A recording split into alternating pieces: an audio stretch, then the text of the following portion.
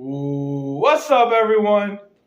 It's your boy, it's Johnny the 5'8" here, and today we're gonna get all elite in here. We're gonna talk about all elite wrestling, and we're gonna talk about some of the things it needs to work on, some of the things it needs to do better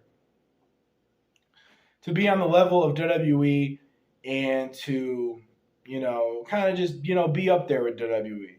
It's only been a company for around 5 to 6 years at this point, hasn't been around long. So it's not as well established yet as a WWE. And I feel like these are some things that can really push it forward and really make it a better company. So I'm going to go over them here today. And just these aren't many things, only a couple things really.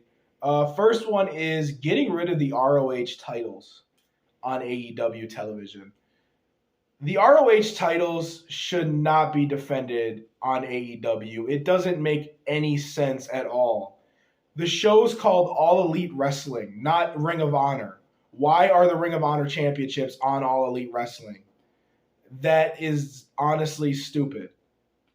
It just devalues any of the All Elite championships because it's like, why do you need an All Elite Wrestling Tag Team Championship when you have an ROH Tag Team Championship on AEW? Why do you need an AEW championship when you have an ROH championship?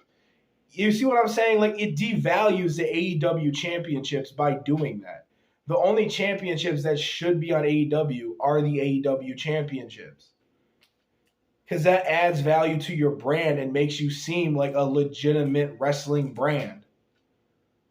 When you have another brand's titles on your show, it doesn't make you seem legit.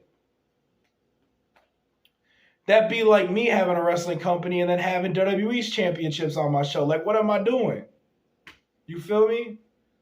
So, like, I think it's cool if AEW wants to keep ROH and they want to and like have it be like a developmental type of thing where it's like a developmental studio for them for up and coming superstars, and they keep the ROH titles over there, but keep them off of AEW television. Do not defend the ROH championships on AEW television. The only championships that should be on AEW television is any championship with AEW in its name. Thank you. Second one, storyline writing. They need to work on their storyline writing. Yes, they do. They need to work on their storyline writing. Oh my God. Their storyline writing, it's not as impactful or it's not as impactful or as intriguing as WWE storylines. Like, I feel like I understand what's going on in their storylines, but I don't feel very intrigued enough to really care about it or really, want to know more past a month or two. You know what I'm saying?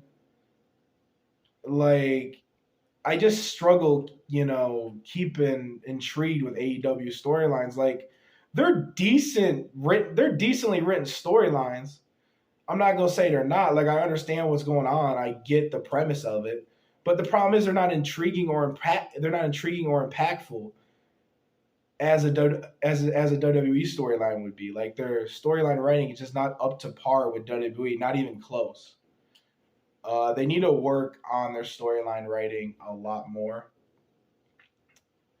Not saying their storyline writing is bad. It's just not as good as a WWE, and it really shows if you watch both companies. It really shows.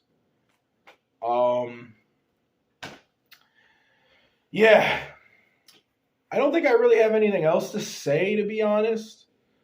That's really about all. I only have like really two cons. AEW is doing pretty good for itself for the most part. The wrestling is actually pretty good. They have a good amount of talent on their roster, so I can't say the wrestling is really that bad. They got a lot of old WWE guys, a lot of old guys from a lot of old WWE guys, a lot of guys from NJPW. They got guys from Mexican wrestling. They got talent from all over, and they definitely got good talent. And they got good wrestling. I will say that. Uh, Yeah. That's that. So yeah, that's about it. That's all I really had to say about AEW. If you enjoyed this video, please leave a like. Thank y'all for watching and peace.